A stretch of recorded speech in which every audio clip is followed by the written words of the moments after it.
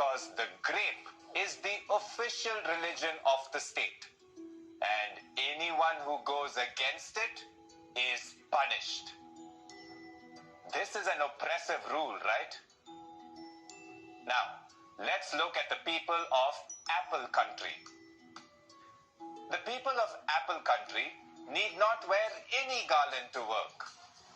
Followers of other religions can dress as they please. They are free to express themselves however they want. This is because the Apple Country has a secular government. This ensures that the state does not endorse or challenge the religious sentiments of any individual. It remains neutral as far as religion is concerned.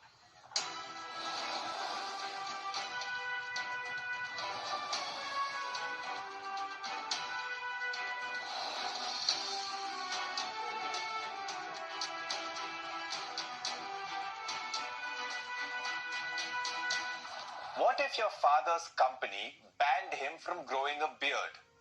Or your mother's company banned her from wearing jewelry? This is exactly what happened in France.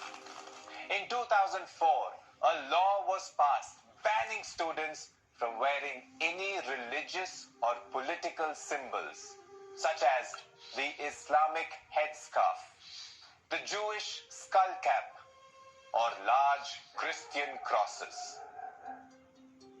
This law encountered a lot of resistance from French immigrants who are mainly from former French colonies such as Algeria, Tunisia, and Morocco. These immigrants had settled in France during the 1960s. The descendants of these immigrants, who were then in school, faced an oppressive law that was set by the French government. Is that secular? So, how does India treat religion? Does it follow a particular religion, like the Grape Nation? Or does it distance itself from religion, like the Apple Country? What is your guess? What does it do? It does neither. The government deals with religion on a case-to-case basis. In most of the cases, the government distances itself from religion. In addition, the government does not declare any religion as the state religion. This is called the strategy of distancing. But this is not the case in all situations. The government intervenes when people are being oppressed in the name of religion. It ensures that the followers of any particular religion don't hurt those of another religion. Now, you might ask, what if people oppress followers of their own religion? The government intervenes in this case as well. It says, hey, you can't do that to all oppressors. For example, the Constitution clearly tells Hindus not to practice untouchability. This is called the strategy of intervention. On other occasions, the government stays away from people's religious practices. It respects personal laws of religious communities. If a religion expects its followers to follow certain marriage laws and inheritance practices, the government allows individuals to follow them. If a Sikh person and his Hindu friend are going on a ride, the Hindu friend has to wear a helmet, but the Sikh need not wear a helmet. The traffic police cannot impose a fine on him. That's because the government respects the religious beliefs of Sikhs. And you can't wear a helmet over a pagdi. Of course, there are many exceptions to this rule. But yes, this is known as the strategy of non-intervention.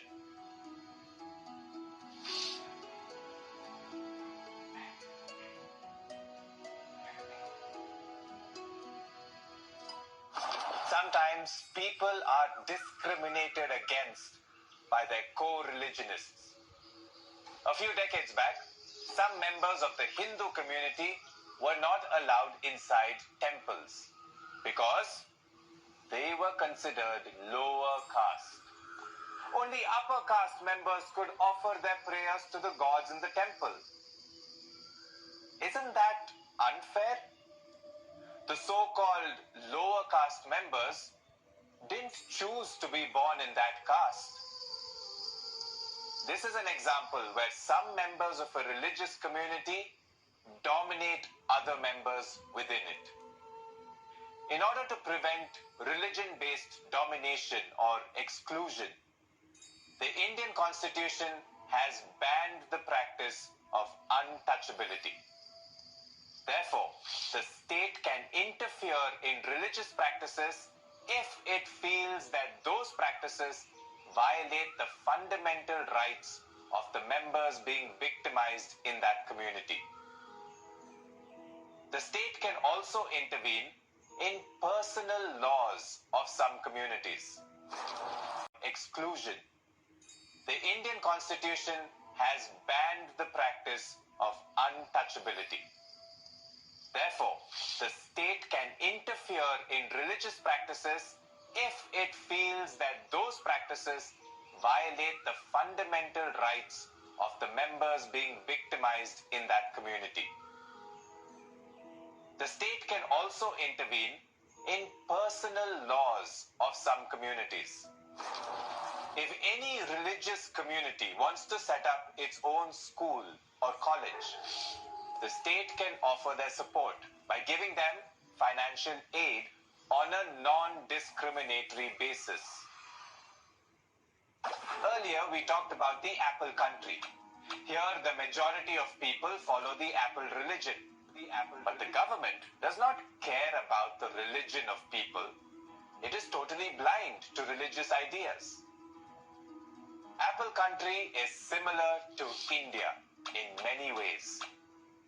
The Indian Constitution guarantees fundamental rights based on secular principles, and the state makes sure that these principles are adhered to, as in the case of religious domination. But do you think that because a constitution exists, there will not be any violation of rights? It is for this reason that a constitutional mechanism is required to prevent this from happening. Once we know that such rights exist, we can prevent them from happening, right? Compare this to the USA's version of secularism. Under the First Amendment of the US Constitution, the legislature cannot make laws that respect the establishment of religion or prohibit the free exercise of religion. This means that the state can neither declare any religion as the official religion of the state, nor can they support any one religious group.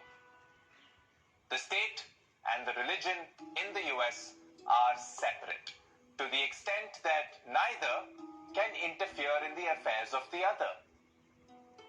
Different countries have different ways of dealing with religion. There were a variety of different religions in India before India gained independence. Of course, people had differences over it. Violence broke out on some occasions. But still, they managed to live together. This changed when India was about to gain independence from the British. The Indian subcontinent was divided based on communal lines. Pakistan became a country for Muslims. But India refused the idea of a Hindu country. Instead, it chose secularism. So when India gained independence and the constitution was being drafted, secularism was made an integral part of it. A secular constitution seeks to ensure that all religions are treated equally. freedom to practice religion was identified as a fundamental right. We have had presidents and prime ministers from different religions. That is such a wonderful thing, isn't it? It's nice to live in a country that respects individuals without